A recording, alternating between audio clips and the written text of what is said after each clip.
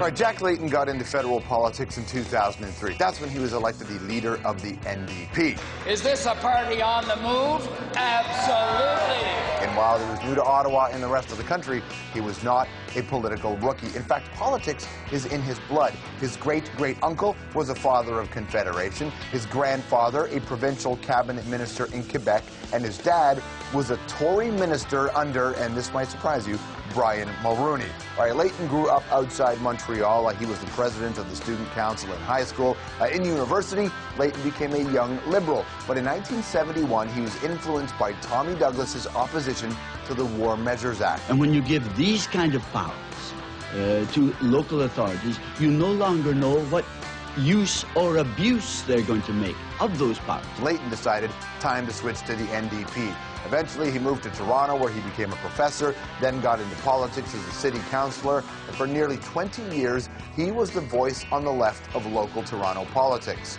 He worked in the fight against AIDS, opposed Toronto's bid for the '96 Olympics, and helped create the White Ribbon campaign to stop violence against women. We'd like to remind people that the caring and nurturing that men can do is the kind of role that we want to emphasize. He even ran for mayor of Toronto, but lost. As a leader of the NDP in Ottawa, he's had 2 federal elections now, played a big role in the House of Commons. What we have come here to do is to deliver a budget that actually produces results for Canadians.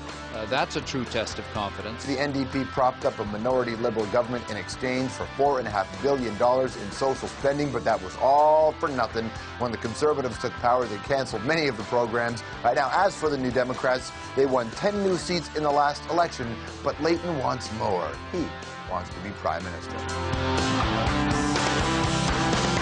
The leader of the federal NDP, Mr. Jack Layton. Welcome to the show. Could you ever see a time where you would put out a rap record? Would you ever make a hip-hop album? Maybe in another life. Yeah, not in this one. But that's religion. We won't go into that. You campaigned hard. You're campaigning hard now to be the Prime Minister. That's it. Like, you're going out for this job. Why the decision to campaign this way, this tactic? Well, because I think we need a whole new direction in the country.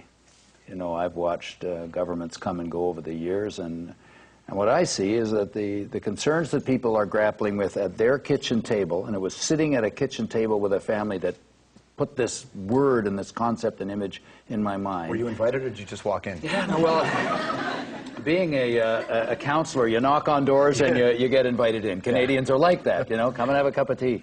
Or whatever, and so and they're grappling with all these issues. How are we gonna look after our grandmother? She needs home care. How are we going to cover the cost of the medications that we need? How are we going to? If somebody's done well in high school, but we can't afford to send them to college. What about my job? Like, these are the things that we ought to be talking about every day in the House of Commons, and our party is going to put those front and center and deliver with some step-by-step solutions. Can we have a George and Jack conversation? But let me ask you a question straight up, okay? Do you think you're going to be the? Do you think you like? I get what you're saying, but if you look at all the polling and look at the NDP have never had that office.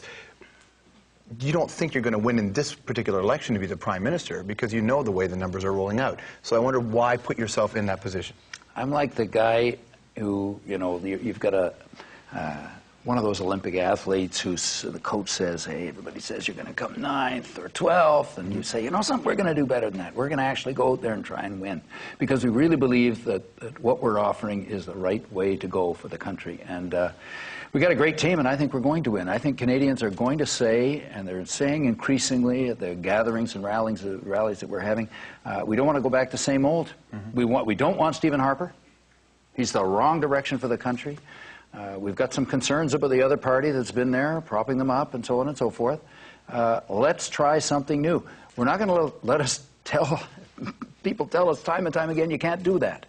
It's not possible. I finish every speech by saying, don't let them tell you it can't be done. It's a can-do kind of approach. And if you don't believe in it, then don't come forward and offer it. On a very practical level, where do you realistically expect the Democrats to pick up seats in this election?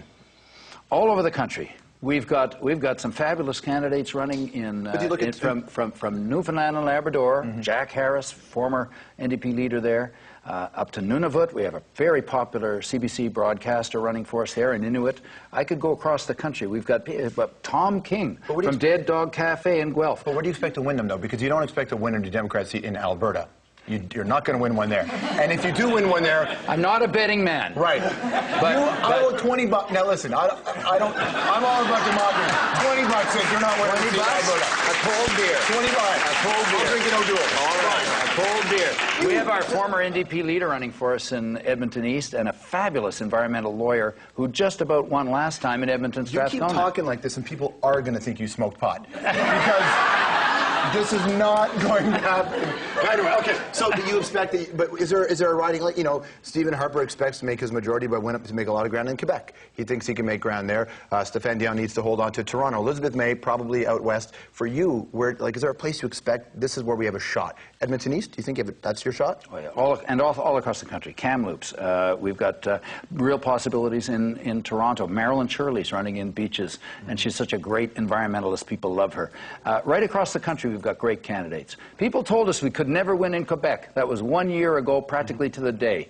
And now we have a member of parliament. Why is that? Because people want change and they want something positive, forward-looking. They don't want to go back to the things they've seen and had for years, especially, if I may say so, a $50 billion corporate tax cut for banks and oil companies. That's not the right thing to do right now. But the corporate tax cut isn't just for banks and oil companies. I mean, you're proposing to raise the corporate tax again, and by doing that, there's a lot of smaller corporations that are going to get hurt, and a lot of people feel that corporations are the one that keep jobs and keep the economy going, and in this particular time, that's not the way to go. A lot of economists say that's not the way to go by higher corporate taxes. Bank economists, you know, sorry. No, it's economists. But let me just be clear on what we're saying. We want to freeze the corporate tax rate for big corporations where it was in their last tax return.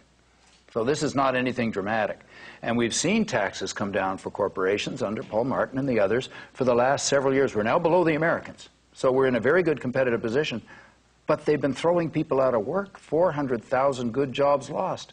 The approach isn't working. I say, let's help the businesses who are going to create jobs here, especially the ones in the new economy, the new energy economy. We took people to a solar photovoltaic manufacturing plant where we could put solar energy on the roofs of tens of thousands of houses. Let's help that company get up and going and deliver on the environment and the job side at the same time. Yeah, but is that enough to bring those jobs back? A lot of people would think that a politician can't really create jobs. All they can do is create conditions where a company can create jobs. Yes. And you think that by you know, putting a corporation in a position where they're losing money on their own end, that's going to create those conditions? Oh, companies losing money aren't getting any of the tax breaks that Stephen Harper's offering, because that's only for the big profitable companies. Banks and oil companies consume a huge proportion of that, and they're not the ones creating the jobs right now. Certainly Exxon doesn't need our help to create jobs in the tar sands. That's why we're saying, come on, let's slow things down and get a handle on this. Why is it then that the New Democrats have had a tough time being perceived as the party that can handle an economy, certainly in tough economic times? Because people want to be in a better economy, but they never naturally think that the NDP are the party for that. Why is that? Well, some people who, for example, bank economists and others in the boardroom tables, they don't like the idea that we might have a more balanced approach. They've got it pretty good. They send their lobbyists up to Ottawa, they get what they want time and time again. But who's standing up for you or your friends when somebody gouges you on your cell phone or gouges you on your, at the gas pump or doesn't provide funding with public transit? I think that we need a party that says, we're there to cover your back, to make sure that your issues are front and center on the cabinet table. The boardrooms have their own ways of being successful. And here's the offer I'm making to Canadians. You've had the same old for a long, long time. Are you happy with it? Do you feel this is the right direction? On the war, on the environment, on where you stand in the economy and your future?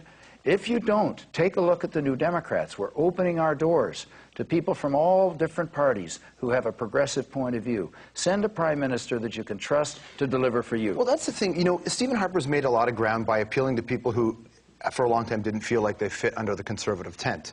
And they've been able to bring in people who are a little bit more centrist, and that's why Stephen Harper certainly grows in the polls. I wonder, for your party, have you been able, do you think that you're growing the party beyond the traditional? I mean, even Stéphane Dion called you out the other day, saying that it's the same old school, out-of-date socialism that you're preaching. And have you been able to bring in people who would normally vote for the Conservative Party? When they start calling you names, you know you're making a difference. That sounds like something a mom would tell us when you're getting called names. But look, we've got one of the founders of the Green Party of Quebec running for us, Danielle Breton in Quebec. Fabulous spokesperson on Kyoto for Quebec people. We've got the former chair of the Liberal Women's Caucus, Paul Martin's government, running for us in Gatineau. Why? Because it's a tent that's big and it's got some ideals and it's got some practical suggestions for how we can move forward. And so the team is fabulous, the ideas are strong, and most important, we're saying to people, we're going to put you first. Why did you oppose Elizabeth May in the debate? Well, I felt that we should go in with the same rules as last time, but it became very clear that we were going to end up debating the debate and who should be in the debate more than the issues. Well, I don't think it was a debate about the debate. I thought that was one of the rare moments where the people went, this is democracy, and the Green Party gets public money. And when Stephen Harper and Jack Layton said, we don't want them in there, it looked like you guys were scared of the Green Party as opposed to wanting to have, you know, a real democratic discussion. Well, look, it's going to happen. I'm glad it's fine she's going to be there. I got to tell you, I'm primarily there to debate Stephen Harper because I think he's the wrong Prime Minister for Canada right now, and I want his job because I think we can take the country in a direction that will help a lot more people. Would you settle for Stéphane Dion's job? So, when you interview somebody in a race, do you say, so how about second? You know what, though? Sometimes you look at the reality. No, I look at the reality. I didn't get into politics to be in opposition. I got into it to be involved because I share the hopeful sentiment of Tommy Douglas, and it was wonderful to see him on there, because you know what he always said? Courage, my friends, it's never too late to make a better world. And I believe that, and I believe that can be done with New Democrats, not only just in the House of Commons, doing what we've done, but actually grabbing a hold of the wheel and turning the country towards where it needs to go. And it's a conversation I have with all the leaders who come on here. If you are not the Prime Minister or you are not the leader of the official opposition after this election, will you be the leader of the NDP? Oh, that's always up to our party to decide. We have a convention. Do you want to stay that way? I'm enjoying the job. And every 2 years we have a convention, and they get to tell me whether they're enjoying me in the job as much as I'm enjoying the job. Good to see you, man. Thanks for coming on. Okay, Jack Layton, everybody. Leader of the Federal New Democrats. All right, coming up on the show tonight, Oscar-nominated actor Greg Kinnear, plus a little bit of history in the making.